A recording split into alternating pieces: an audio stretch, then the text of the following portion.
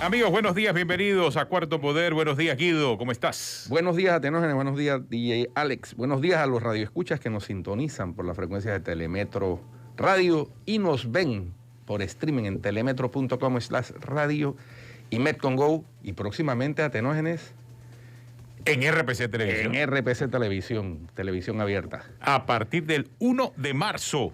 Del lunes 1 de marzo estaremos también en RPC. Bueno, y definitivamente que con la llegada de las 67.860 dosis de la vacuna contra el COVID, se reanuda el proceso ahora de entrega periódica, por lo menos de la farmacéutica Pfizer, de las vacunas. Faltan todavía las 216.000 dosis ya confirmadas del mecanismo COVAX y la llegada paulatina de las otras COVID, de las otras vacunas en la medida en que sean autorizadas y aprobadas por las autoridades regulatorias a nivel mundial. Así es. Y ya, bueno, con ese embarque que llegó en la madrugada, son 80.700 dosis de vacunas Pfizer-BioNTech que están en Panamá. 12.840 ya fueron aplicadas, la primera dosis. Y el Ministerio de Salud, a raíz de una circular, que valga la redundancia, circuló ayer en redes sociales, sí, aclaró que sí se va a colocar la segunda dosis a las personas que fueron beneficiadas con la primera de las 12.840 dosis y esto será dentro de los 21 a 42 días que recomienda la OMS. Así sí, que, ahora bien, lo que quedé con la duda y de verdad, y creo como un vacío. No sé si la decisión del Ministerio de Salud se toma por la presión que hubo con relación a la segunda dosis o ya era lo planificado por parte del Ministerio de Salud. Queda la duda. Queda la duda. O sea, no sé si fue por la presión, porque si fue por la presión no era lo correcto. Todos los gremios inmediatamente comenzaron a pronunciarse del tema. Algo pudo haber pasado allí. O no sé si era parte del plan. Realmente quedé con esa duda. Y la circular interna de la Caja del Seguro Social decía claramente que siguiendo instrucciones del MINSA. Entonces, a la reacción que no se hizo esperar de los intensivistas, sobre todo, que son los que están en la primera línea o han estado en la primera línea y fueron beneficiados por esta primera dosis, pues reaccionaron enérgicamente en redes también. Y bueno, vino la aclaración pues del MINSA de que sí les será colocada la segunda dosis. ¿Qué es lo correcto, Atenógenes? Porque si ya se normaliza el flujo de llegada de estas vacunas, más las otras que ha negociado el gobierno nacional, pues no tiene sentido dejar por fuera y completarle la protección del 90 y tantos por ciento, 94% creo que protege las dos dosis de la Pfizer-BioNTech. Casualmente, Guido, tenemos contacto con el doctor Eduardo Ortega Barría sobre este tema de la vacuna. Creo que es una de las voces autorizadas en este momento a hablarnos acerca de la llegada de estas dosis de vacuna. Doctor, gracias por acompañarnos. Y hay muy buenas noticias hoy con estas 67.860 dosis que llegan y la esperanza de que comiencen a llegar de forma regular. Muchos panameños ya encuentran y ven un nuevo amanecer en medio de lo que está ocurriendo con el COVID. Doctor, buenos días, gracias por acompañarnos. Buenos días, creo que son buenísimas noticias y lo que esperamos es que nos cumplan el compromiso de entregarnos semanalmente este número de dosis o más en la medida que progresemos las próximas semanas. Doctor, bienvenido. Entiendo que ya a partir de hoy comienzan a distribuirse esas dosis que llegaron en la madrugada para ser aplicadas. Parte de esa distribución tendrá que ver con aplicársela al personal que ya fue vacunado, al personal de primera línea que ya fue vacunado con la primera dosis, de manera que queden con la protección que se estima en el 94% de la efectividad de la vacuna Pfizer-BioNTech, según estudios realizados por Israel.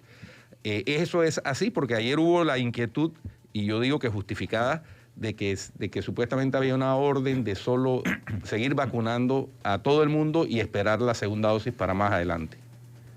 Gracias por la pregunta. El día de hoy se van a distribuir 40.000 dosis. Las vacunas llegaron a las 12:30 de la noche, a las 6 de la mañana comenzó la distribución y va a haber 41.000 dosis siendo distribuidas el día de hoy y posteriormente en los próximos 3 días se van a distribuir 3.000, 8.000 y 5.000 dosis para que no haya ninguna dosis en los depósitos del programa de inmunización para este fin de semana y la siguiente etapa es administrarlas. Sí, la fase 1, etapa 1 hay que completarla. Eso incluye administrar la segunda dosis a las primeras personas que recibieron la primera dosis a partir del 20 de enero.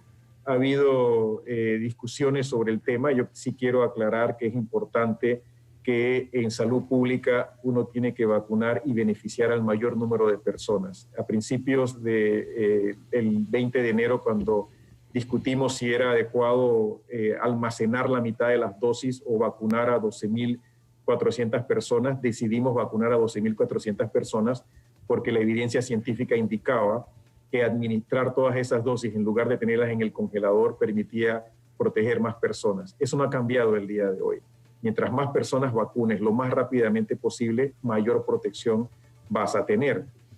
Hoy tenemos información que no teníamos cuando los estudios de Pfizer fueron hechos. Recordemos que esos estudios comienzan en julio del año pasado, terminan en noviembre del año pasado, y de noviembre para acá ya tenemos información que no teníamos. Estamos en la fase 4 de investigación científica, eso es efectividad. Tenemos datos de Israel que no teníamos hace algunas semanas que indican que aquellas personas que recibieron una dosis tienen hasta 90% de protección. En Panamá, por ejemplo, hoy nosotros sabemos que desde los 12.400 personas, 441 personas que vacunamos y que hoy todavía tienen una dosis, no ha ocurrido un solo caso de COVID después del día 20. Lo que nos dice es que esas personas están siendo protegidas por esa primera dosis de la vacuna.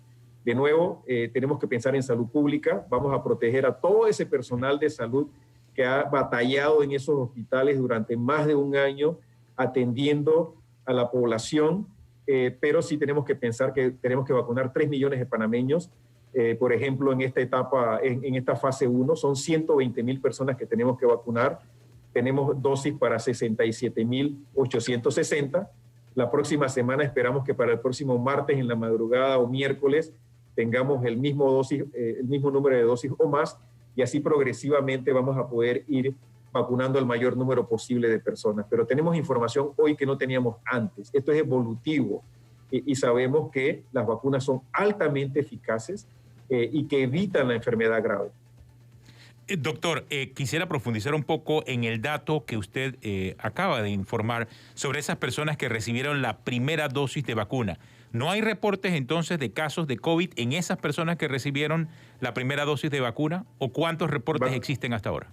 Vacunamos 12.441. Tenemos 55 casos de COVID en esas personas vacunadas.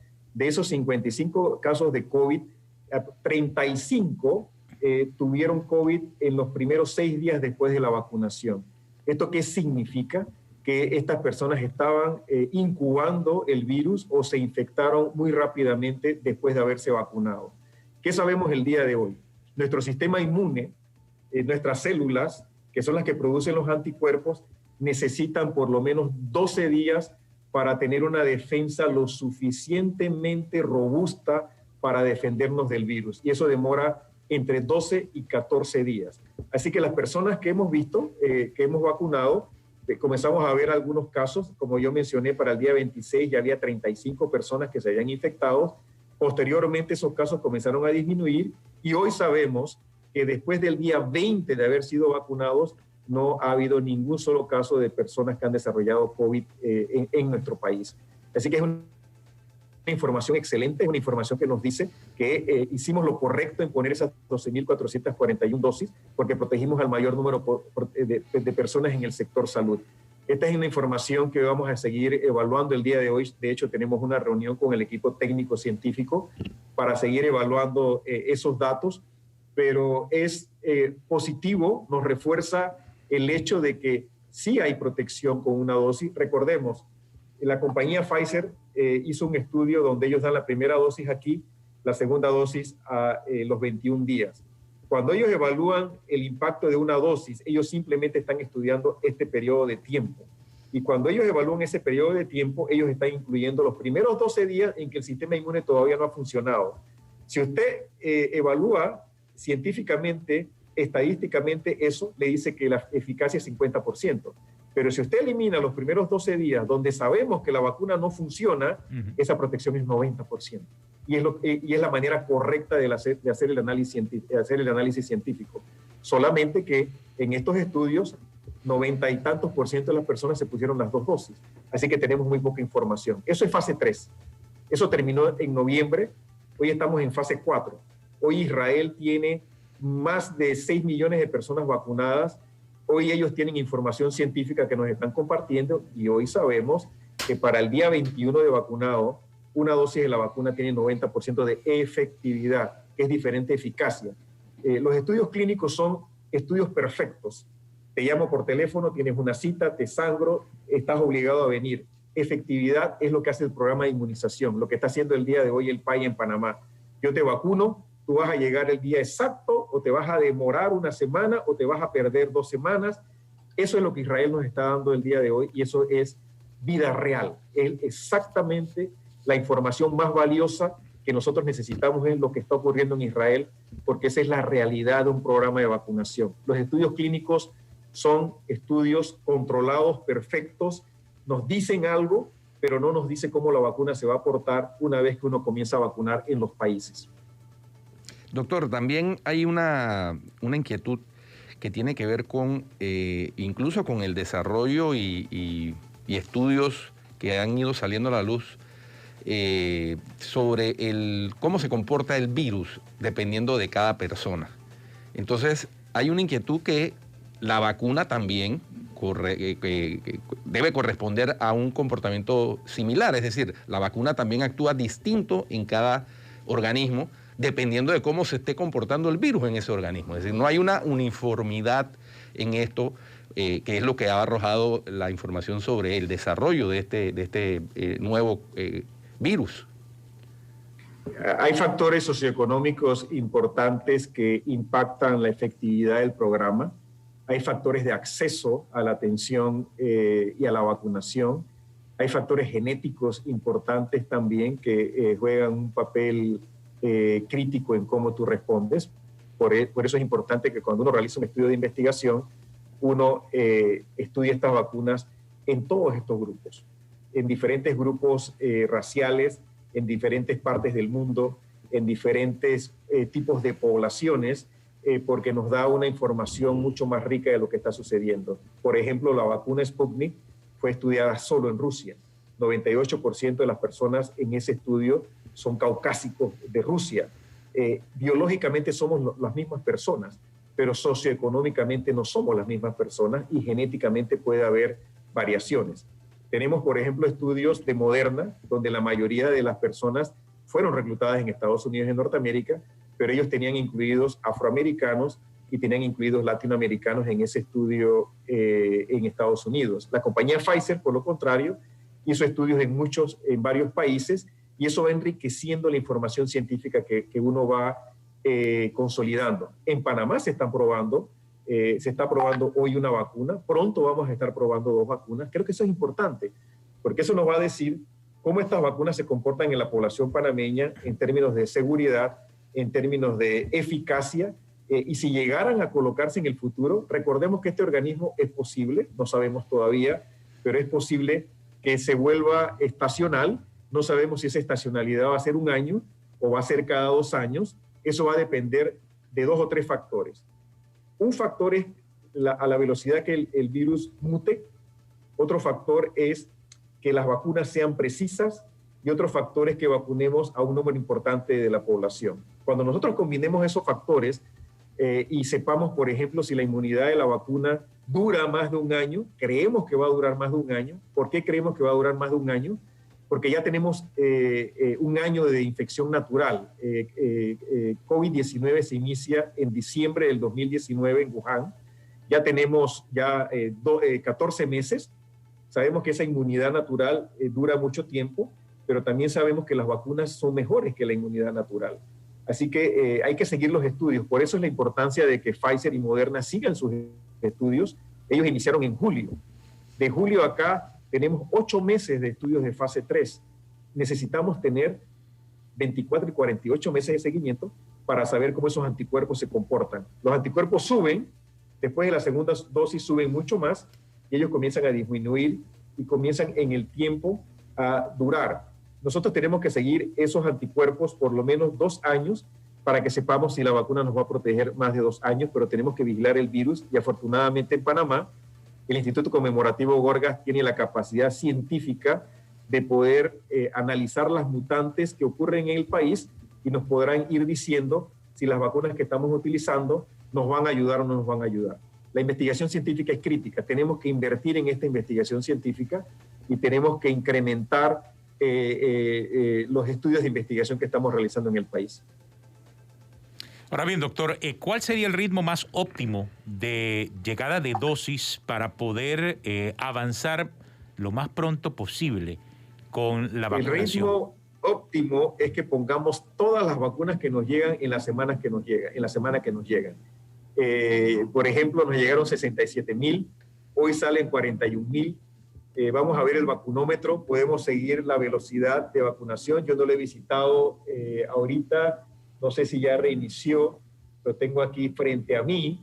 Teníamos 12,441, todavía no se ha activado el vacunómetro. Voy a activarlo para ver. Pero el ideal es que las vacunas que nos lleguen en esa semana, la apliquemos en esa semana. Si nos llegan 70, 80, 60,000, aplicarlas en esa semana. ¿Qué yo quisiera? ¿Cuál sería el ideal? Que nos distribuyeran por lo menos 100,000 dosis de vacuna semanal, y que nosotros pudiéramos aplicar 100,000 dosis de vacuna semanal, porque eso significa que en 30 semanas tendríamos 3 millones de panameños vacunados. Eso significa que estaríamos muy cerca del 70%. Sin olvidarnos que en Israel, cuando ellos lograron vacunar 25% de la población, ya estaban viendo una disminución de las hospitalizaciones. Así que mi aspiración máxima es que si nos llegan 60,000 por semana, pongamos 60,000 por semana. Si nos llegan 80,000, pongamos 80,000. Vamos a recibir de aquí a marzo 450,000 de Pfizer. Estamos esperando 216,000 de la iniciativa COVAX. Si la sumamos son 667,000 aproximadamente. Y si las dividimos por semanas, creo que nosotros pudiéramos llegar a tener esas 80,000 o más por semana que queremos. Y en esa medida vamos a poder impactar la pandemia. Recordemos que lo primero es proteger el sistema de salud. Lo segundo es proteger a los más vulnerables. Y lo tercero es impactar la pandemia. Hoy sabemos que la vacuna de AstraZeneca disminuye la transmisión en casi un 70%. Eso es fascinante. Eso significa que cuando yo me vacuno, yo me estoy protegiendo, pero como disminuye la transmisión, estoy protegiendo a las personas que no se han podido vacunar. Si tengo adolescentes en la casa o tengo niños en la casa y los dos papás pudieron vacunarse, esos papás al vacunarse están protegiendo a esos niños o a esa mujer embarazada que no se ha logrado vacunar. Entonces, vacunándome me protejo yo y protejo el resto de la sociedad. Seamos solidarios, acudamos a vacunarnos cuando nos llamen, facilitemos la vacunación. Una cosa es que la vacuna se fabrique, otra es que nos llegue al país, otra es que se distribuya a los sitios de vacunación, otra es que se aplique. Y en esa aplicación es donde la sociedad juega un papel importante acudiendo a vacunarse. No podemos perder una sola dosis. Recordemos que cuando reconstituimos el vial, le agregamos el líquido, tenemos que tener 6 personas en línea. No podemos perder una sola dosis, porque son 6 dosis por vial. Así que si hay 5, tenemos que buscar ese sexto y aplicar cada dosis que hay en el vial tiene que ser aplicado en el brazo de una persona. Doctor, a propósito de esto que usted está afirmándonos en estos momentos, ¿nos podría recordar cómo va a ser el procedimiento? Porque también he visto la inquietud de algunas personas sobre, bueno, se inscribieron en el registro que hay digital, que ya deben ir más de 500,000 de personas inscritas. El MINSA, hay muchísimo sí, perdón. El MINSA o las autoridades van a llamar a esas personas, van a enviarle un mensaje al correo electrónico que registraron, etcétera, para darle la cita. Es lo que la gente supone, pero sería bueno que una autoridad como usted, que está al frente de la Secretaría Nacional de Ciencia y Tecnología, lo reafirme, ¿no? Muchas gracias. Sí, en esta fase que estamos, vamos a vacunar en hospitales, vamos a ir a vacunar a los asilos y casa-hogar, vamos a vacunar a las personas mayores de 16 años discapacitados y vamos a comenzar a vacunar a los trabajadores esenciales, Cruz Roja, SINAPROC, la Fuerza de Tarea Conjunta, que son importantes porque ellos atienden también las llamadas de emergencia cuando tengamos una emergencia a nivel de la sociedad y nos ayudan a que la sociedad funcione de manera adecuada. Cuando pasemos a la siguiente fase, la fase 1B, vamos a vacunar a otro personal de salud que no es de primera línea. Esa es la etapa 1B, y después vamos a pasar entonces a la fase 2. Ahí vamos a vacunar a personas con enfermedades crónicas. Ya tenemos una base de datos muy grande, ya sabemos que un número importante de estas personas con enfermedad crónica han incluido esa información a nivel de la base de datos digital, y esas personas pues ya las estamos estimando cómo las vacunaríamos. Y vamos a vacunar personas mayores de 60 años de edad, mayores de 60, mayores de 70 y mayores de 80 años de edad. En este caso lo que vamos a hacer, lo vamos a hacer a través de nuestras escuelas de acuerdo al circuito más afectado. Creo que esto es importante porque vamos a estar impactando aquellos circuitos que tienen mayor transmisión, pero va a haber una comunicación con estas personas. Se van a poder verificar para vacunarse. Vamos a estar informando a través de medios digitales, de medios escritos, a través de el internet, pero también lo vamos a estar contactando para que esas personas puedan ir a vacunarse y sepan exactamente el día y hora que les va a tocar vacunarse. Todos vamos a ser vacunados, vamos a tener dosis para todas aquellas personas que son candidatos a vacunarse. Si usted no tiene internet, no hay un infoplaza cerca de usted, o usted no tiene esa alfabetización digital para que usted incluya la información, usted va a poder apersonarse y usted con su cédula se va a poder vacunar de acuerdo al grupo que le toca. Va a haber información muy detallada de dónde le va a tocar vacunarse, en qué momento, en qué día y en qué escuela le va a tocar vacunarse. Oiga, doctor, muchas gracias por acompañarnos aquí en Cuarto Poder. Sabemos que tiene otras responsabilidades y reuniones esta mañana. El doctor Eduardo Ortega Barría, siempre gentil, conversando aquí con Cuarto Poder. Llegada de vacunas, buenas noticias hoy para el país. 8:27, tenemos una pausa. Ya regresamos aquí en Cuarto Poder.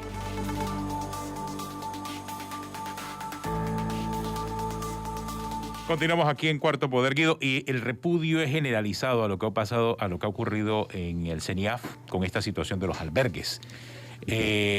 Ya evidentemente el daño está hecho, pero lo que a mí me ha sorprendido es el tiempo que demoró el Estado en darse cuenta del daño que estaban ocasionando estos albergues. Sí, porque ya había denuncias a Tenógenes desde agosto del año pasado, que se habían publicado incluso en medios de comunicación, y sin embargo no hubo la reacción adecuada por parte del Estado, el mismo Estado que a través del MIDES le suministra subsidios cuantiosos a quienes regentan esos albergues, y que evidentemente cuando tú ves la situación que se ha reflejado en las denuncias, en el informe de la comisión de la Asamblea que se creó para preparar este informe que fue entregado al procurador, y ves las atrocidades que ahí uno ha podido leer en los medios de comunicación que le han dado espacio a las denuncias, que por ejemplo había niños que le daban comida de perro. O sea, ¿qué es eso?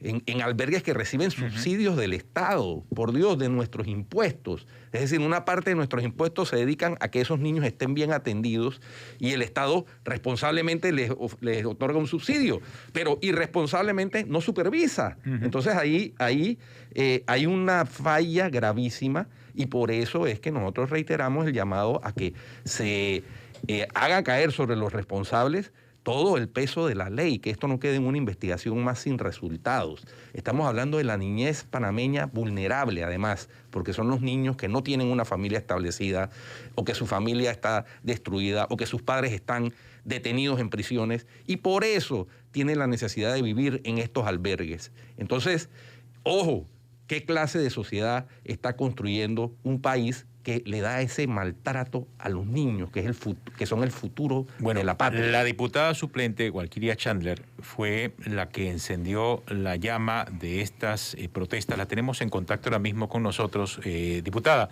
gracias por aceptar nuestra llamada. Cuéntenos, porque realmente usted fue la que llevó adelante y la que trajo y puso sobre la mesa el tema la semana pasada, después de una denuncia que se hizo el año pasado. Cuéntenos acerca de esos hallazgos, de lo que encontró. ¿Cómo se dio ese trabajo que usted hizo, diputada? Buenos días. Buenos días, gracias por el interés en este tema tan delicado. Como ya lo he manifestado, este tema ya no es un tema de bancadas, esto es un tema que nos trasciende, esto se ha convertido en un tema país y el trabajo de nosotras no se limita solamente en que se hizo una investigación, en que se dieron hallazgos, sino que de manera responsable ya nosotras fuimos el lunes a entregar de manera íntegra todo el informe, lo que habíamos recabado hasta la fecha. Hay hallazgos que, lo he dicho anteriormente, la realidad supera la ficción. Esto empieza por unas denuncias en un medio de comunicación alternativo, donde la Comisión de Asuntos de la Mujer nos hacemos eco de lo sucedido y en su momento solamente las denuncias pivotaban sobre un albergue que se encuentra aquí en la ciudad capital. No obstante, apenas nosotras iniciamos con esta gestión, con estas investigaciones, muchas personas se nos acercaron y tanto a las redes sociales particulares de nosotras como a las institucionales nos daban más denuncias, nos brindaban más detalles y es así cuando se conforma esta subcomisión. Esta subcomisión es presidida por la diputada Yesenia Rodríguez, también está integrada por la diputada Una Petita Yarza y es posible gracias a la designación que hizo la diputada Zulay Rodríguez, que es la presidenta de la Comisión de Asuntos de la Mujer de la Asamblea Nacional y quien en primera instancia creyó en el trabajo que estábamos realizando. Nos dimos cuenta que la institución llamada Proteger a la Niñez presentaba una total desconexión con lo que estaba pasando en los albergues. Ellos no supervisaban, no fiscalizaban y lo que para nosotros resulta peor es que son albergues que gozan de un subsidio estatal para que supuestamente ellos puedan tener mejores funciones administrativas, para garantizar un mínimo de alimentación digna y adecuada para estos infantes. Recordemos que son niños, niñas y adolescentes los que están ahí, pero en esta institución, una vez ingresaban a los albergues, no eran divididos por tema de género, es decir, estaban mezclados masculinos y femeninos, estaban mezclados los distintos rangos etarios. No es lo mismo tener a lactantes, primer infante, con adolescentes, con otro tipo de niños, y mucho menos es recomendado bajo ningún protocolo mezclar menores con adultos y adultos que están en condición de recuperación por abuso de sustancias ilícitas. Aquí tenemos un total a nivel nacional de 108 menores que presentan un grado de discapacidad y lastimosamente estaban en una condición de abandono. Aquí nosotras pudimos constatar menores que los dejaban todo el día sin cambiarlos, menores que no están en condiciones de ellos mismos poder atenderse ni de realizar por sí mismos sus actividades fisiológicas y los dejaban todo un día sentados frente a un televisor. Esto era inhumano, al igual que la mayoría de los tratos que nosotros pudimos encontrar. Es algo muy similar a torturas medievales el estado en que nosotros encontramos estos niños. Y nuevamente, para nosotras lo importante no es solamente ventilar lo que se estaba dando, decir que esto viene de distintas administraciones, que había un silencio cómplice en distintos gobernantes, sino que se tiene que procesar, lo hemos judicializado y nosotras esperamos que aquí, indistintamente de las afinidades político-partidistas o el poder que puedan tener algunas familias tradicionales de este país, sean juzgadas las personas que se encuentren responsables por acción o por omisión. Aquí estamos hablando de delitos muy fuertes. Más de 3 delitos nosotros hemos identificado. Diputada, una inquietud que surge a raíz de estos hallazgos, por supuesto, que ustedes hicieron en la comisión designada para tal fin, es cuál es la suerte que ha corrido el proyecto de ley de protección integral a la niñez panameña que se presentó hace más de 10 años a la Asamblea y al que no se le ha dado curso. Ojalá pueda servir este informe y este choque que ha sufrido la sociedad panameña en general, como usted bien anota, porque no solo a nivel nacional, también a nivel internacional se está cuestionando esto, para que finalmente se apruebe, se le hagan las modificaciones que haya que hacer, pero se apruebe y se saque del sótano legislativo que es donde mandan los proyectos que no reflejan el interés de los diputados de turno, este proyecto que evidentemente resulta vital en estos momentos. Algo que ha pasado en este tema de los niños, como se lo mencioné, es un tema país, es un tema que nos supera. Y aquí ya la ciudadanía ha llegado a un punto de indignación que me parece que es irreversible, que la misma ciudadanía no va a permitir que los tomadores de decisiones, así sea la parte legislativa, con las políticas que tienen que emanar de la Asamblea, ni la parte del Ministerio Público, que está obligado a perseguir el delito indistintamente de quien lo haya realizado, van a estar en capacidad de engavetarlo o de fingir que esto no ha pasado y que nos van a distraer con un nuevo escándalo el día de mañana. De hecho, me gustaría hacer ese llamado a la ciudadanía para no ponerle los matices partidistas, no ponerle matices ideológicos, no que hoy van a protestar los millennials, mañana salen los de cierta congregación, pasado mañana salen otros. No, aquí todos tenemos que unificarnos, porque esas criaturas podrían haber sido los hijos, los hermanos, los familiares de cualquiera de nosotros. Y lastimosamente lo que se les ha perpetuado es porque son menores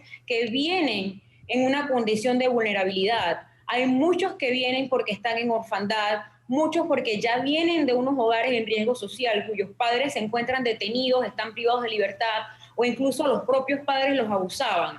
Al ser estos menores, en su mayoría, por no decir en la totalidad, de estratos bajos, pareciese que han quedado invisibilizados por la sociedad y como Estado y como país todos le fallamos.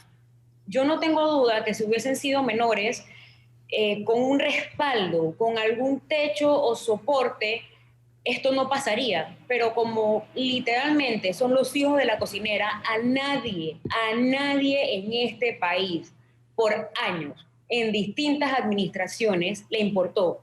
Ni siquiera a grupos que tradicionalmente, y personas, y sociedad civil incluso, que han vivido de un discurso de niñez, fueron capaces de evidenciar lo que se estaba dando. Y parte de lo que nosotras encontramos es que estos hallazgos ya habían sido avisados. El Estado había sido puesto en alerta. Como usted bien lo menciona, esto ha salido del país.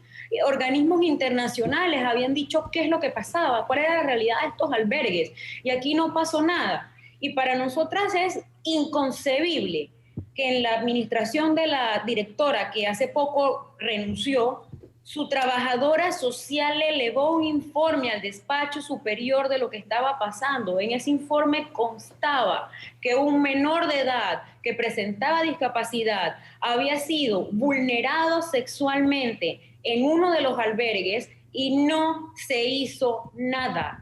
Lo único que se hizo en el CENIAF en ese momento fue destituir a la trabajadora social que presente esta información, pero todo siguió igual. Por mucho tiempo el menor siguió siendo vulnerado y tuvo que convivir con su agresor. Afortunadamente, este menor a la fecha ya se trasladó, ya se encuentra en otro albergue, pero no hay manera humana de resarcir lo que esta criatura tuvo que vivir y fue un delito continuado, porque en múltiples ocasiones este chico fue menoscabado. ¿Qué está haciendo la institución? Aquí simplemente, reitero, se ha evidenciado que tiene una institucionalidad muy débil. Aquí se daban traslados de manera antojadiza y hemos hablado mucho de la desprofesionalización. Al hablar de esto no significa que en Panamá no hay profesionales capaces ni idóneos en el tema de la niñez. Sí tenemos sociólogos, sí contamos con trabajadoras sociales, tenemos personal de salud y salud mental, pero lastimosamente estas personas, los pocos que por mérito logran ingresar al sistema, en este caso el CENIAF o el MIDES, no tienen una voz y temen realizar su trabajo técnico, toda vez que intereses políticos priman más que esta parte técnica. Y lo que hemos tenido de aquellos polvos son estos lodos.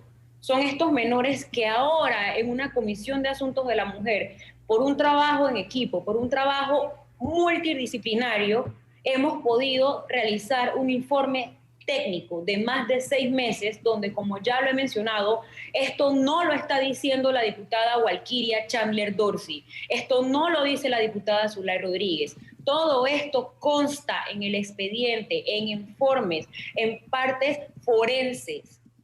Consta en temas que han sido avalados o diagnosticados incluso por profesionales de salud mental, donde ellos constatan que existen algún tipo de secuelas o trastornos producto de la violencia física, emocional o sexual a la que fueron expuestas estos niños. Ahora bien, diputada, hay una materia pendiente y yo creo que el momento es propicio para recordarla, y es la creación de un sistema de garantías y protección integral para niños, niñas y adolescentes. Allí, de esto se está hablando por lo menos desde el año 2015. ¿Qué posibilidades existirían de que ahora que este tema puntual de los albergues está sobre la mesa, se pueda iniciar ya un proceso de discusión más profundo para garantizar a estos niños en una condición vulnerable su tranquilidad? ¿Qué se puede hacer en ese sentido, diputada? Parte de los hallazgos y las recomendaciones que desde la comisión elevamos es que ameritamos una reingeniería en todo lo que es el tema de niñez.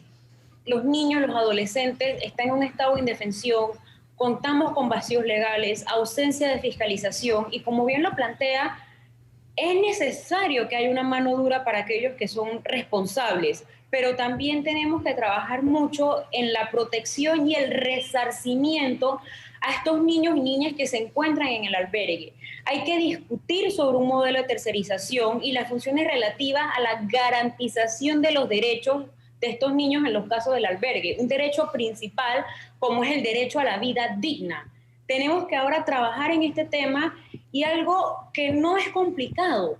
Tenemos que profesionalizar la institución. No podemos estar dejando su suerte a estos niños, a cualquiera que desee abrir un albergue sin ningún tipo de background técnico. Aquí cualquiera, y cuando le digo respetado Atenógenes cualquiera maneja un albergue. Aquí tenemos personas, y lo reitero, que están en condición de rehabilitación por consumo de drogas, que son regentes de albergues con menores de edad. No es posible que se los demos toda esta crianza, toda esta formación de nuestros niños a un personal que no es idóneo.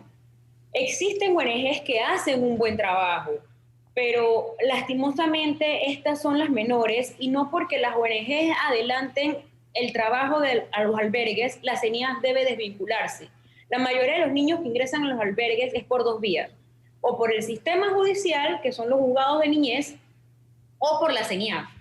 Y una vez que la CENIAF los refiere, se convierte en un depósito de niños porque no se les da el seguimiento. Giran cheques blancos con los subsidios y ni siquiera velan porque se le dé la alimentación adecuada. Están en hacinamiento. Pudimos ver los colchones sin sábanas, colchones donde niños habían realizado sus necesidades fisiológicas y no eran cambiados por días. Y en muchos casos niños que ni siquiera tienen la facilidad de moverse por diferentes tipos de trastornos que presentan y eran obligados a quedarse allí. Reitero, ¿qué estamos haciendo nosotros como sociedad? Aquí no podemos tener personas sin preparación, personas sin capacidad que llenen el vacío del Estado. Esto es una función estatal. Y estas organizaciones muchas veces simplemente son una correa o una pasarela o vehículo electoral porque pareciese que sirve de trampolín político para muchas de las figuras, porque es bien visto salir en todas estas asociaciones de damas donando una lata de leche, donando zapatos. Lo hacemos una, dos veces al año y más nunca volvemos a los albergues, no sabemos la realidad. Y es una falla interinstitucional, porque no es solamente el subsidio que daba el MIDES. Aquí estamos hablando de niños que cobraban o albergues que cobraban la mal llamada beca universal, es decir, el subsidio que se le daba por estudios. Estas instituciones, estos albergues, estos regentes lo cobraban sin pormenorizar de qué manera eran invertidos. La mayoría de los albergues que nosotros fuimos, los niños ni siquiera estaban dándole seguimiento a la teleeducación, porque recordemos que pronto de la pandemia han tenido que estar siendo formados por dispositivos como albergues que ni siquiera cuentan con internet, que no tienen las computadoras. ¿A dónde está yendo ese dinero? lo mismo que el programa llamado Ángel Guardián. Muchos albergues también estaban recibiendo este subsidio. ¿Y a dónde va? ¿A dónde se fiscaliza? No puede ser que aquí estemos comercializando la necesidad y la vulnerabilidad de niños, niñas y adolescentes. Y es aquí donde falla el MIDES, es aquí donde falla un Ministerio de Educación, es aquí donde yo no he escuchado una autoridad de gobierno central a la fecha emitir un comunicado coherente. Y permítanme, por favor, hablar de un comunicado coherente. El día de ayer, la CENIAF eleva un comunicado en sus cuentas oficiales, con los logotipos oficiales, diciendo que ellos no conocían lo que estaba pasando, que esto surge de un grupo de diputadas y que no tenían acceso al informe. ¿Con qué cara desinforman y le mienten a la ciudadanía? ¿Cómo la CENIAF no va a saber cuando nosotros en el órgano legislativo tenemos los informes internos de la CENIAF? Cuando nosotros citamos y comparecieron a la Comisión de Asuntos de la Mujer, la que en aquel entonces era directora, Sara Rodríguez, y la exdirectora, hoy gobernadora, Carla García, comparecieron, dieron declaraciones, y las actas de lo que se habla en la Comisión de Asuntos de la Mujer son públicas. Ustedes, medios de comunicación, tienen el informe preliminar. Todo aquel que me lo ha pedido, yo se lo he dado, se lo ha brindado en la comisión. El informe que no hemos hecho público es el que fue compulsado al Ministerio Público porque presenta las generalidades, datos, domicilio de los menores, testimonio incluso de personas ya desvinculadas y otros que siguen en el cargo en la CENIAF, y que se hizo un acuerdo de confidencialidad por 10 años para poder que ellos revelaran los datos sensitivos, por los cuales nosotros tenemos plena certeza de que aquí están ocurriendo delitos. Y no es posible que, siendo una institución, ellos no le pidan al Ministerio Público, que ya tiene ese informe de más de 500 hojas, y que nos vayan a decir que desconocen el informe, que desconocen lo que estaba pasando. ¿A qué estamos jugando? Hoy, en horas de la madrugada, la actual directora, la licenciada Silvera, de una manera muy informal y me atrevo a decir hasta irrespetuosa, me escribe en mi cuenta de Instagram diciendo que ella no tenía conocimiento del comunicado del MIDES que salió del CENIAF que salió de la cuenta oficial y que no recogía las opiniones por ella vertidas. Disculpen, pero ¿con qué seriedad se está manejando esto? Es irreverente, es absurdo y nuevamente es irrespetuoso que una directora del CENIAF, en medio de la crisis, porque es una crisis que tienen con el tema de la niñez y los albergues, me diga a mí en una publicación de Instagram que ella no tenía el comunicado y que va a ver qué fue lo que pasó y que ella pidió que lo retiraran. ¿De qué estamos hablando? Estos son los paños tibios, esta es la improvisación con lo que estamos manejando esto. Para mí esto es, no tiene razón de ser y no hace sentido el manejo institucional que se le está brindando.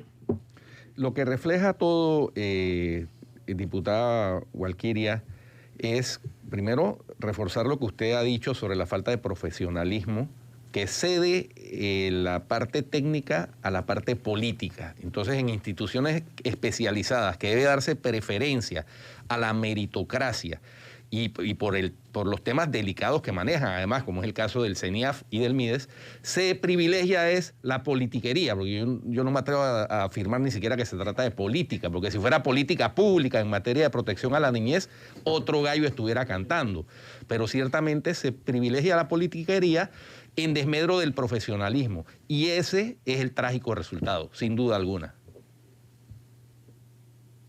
Así es, por eso le hablamos que la institución está débil, que la institución está politizada, que se ha desprofesionalizado y el personal técnico con que cuenta, el escaso personal técnico con que cuenta la institución, teme hablar, teme realizar el trabajo para el cual fue académicamente preparado, porque lo podemos ver, la trabajadora social que hizo público los abusos al menor de edad fue destituida.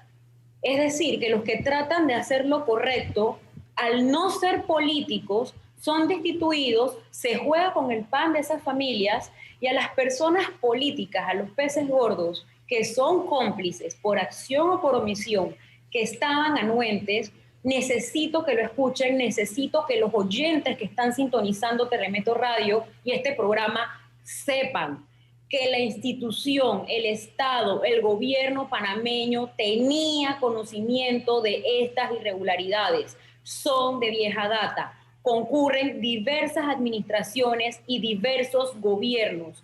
Decir, no sé lo que estaba pasando, no es una opción, no es real, no lo creemos. Nuevamente, como abogada, porque aquí incluso ni siquiera como diputada suplente, como abogada, conocedora del derecho y por el interés superior del menor, yo no tengo moral para falsear información tan sensitiva como los abusos que estamos revelando a la nación que vivieron y viven, porque todavía hay niños en estas condiciones en los albergues. Esto consta todo en informes. Esto fue por un trabajo en equipo, reitero. A nosotras nos ayudaron a levantar este informe sociólogos, psicólogos, trabajadoras sociales. Hicimos visita al campo.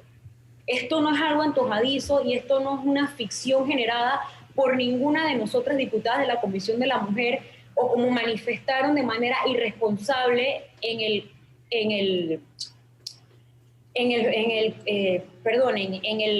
informe en el comunicado que sale de la CENIAF el día de ayer, un grupo de diputadas, o sea, no fuimos un grupito de diputadas que esto nos pareció buena idea, vamos a hacer un titular, no.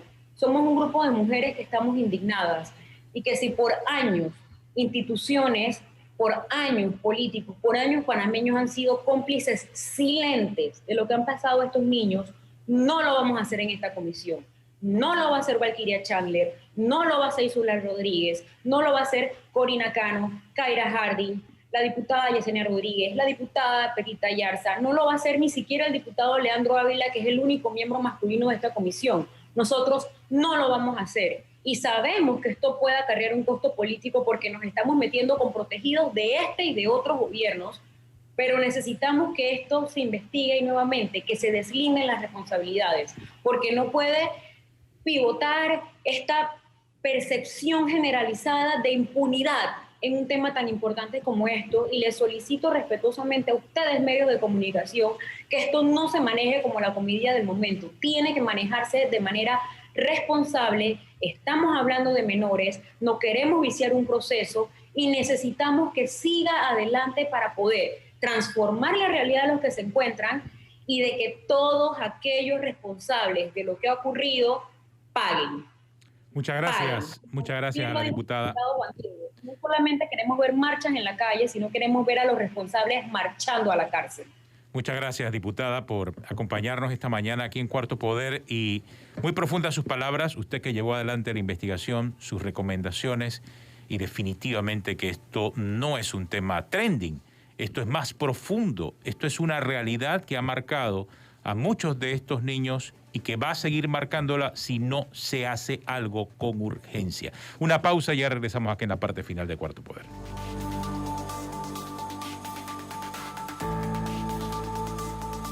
Sí, definitivamente que este tema de los albergues debe ser tratado con mucha seriedad. No es un tema coyuntural, no es un tema producto de lo que pudiese ser el trending o de lo que pudiese ser el interés que hay solamente para ser superficial en algo que realmente amerita decisiones profundas. Me gustó la frase de la diputada Valquiria Chandler: quieren verlos rumbo a los responsables, rumbo a la cárcel. Exacto. Entre otras cosas, para hacerle justicia a las dos trabajadoras sociales que sacaron esto a la luz pública y que les costó su puesto. Chanita Chamarra y María Victoria Pomar, que fueron las primeras que hicieron las denuncias, y la respuesta del Estado panameño fue destituirlas. Exactamente, yo creo que ahí está el camino, que vayan camino, pero ante las autoridades. ¿Cómo es posible? Imagínense que no hay una supervisión siquiera para los responsables de estos albergues. Como dijo la diputada y lo denunció muy bien, hasta personas con problemas de drogas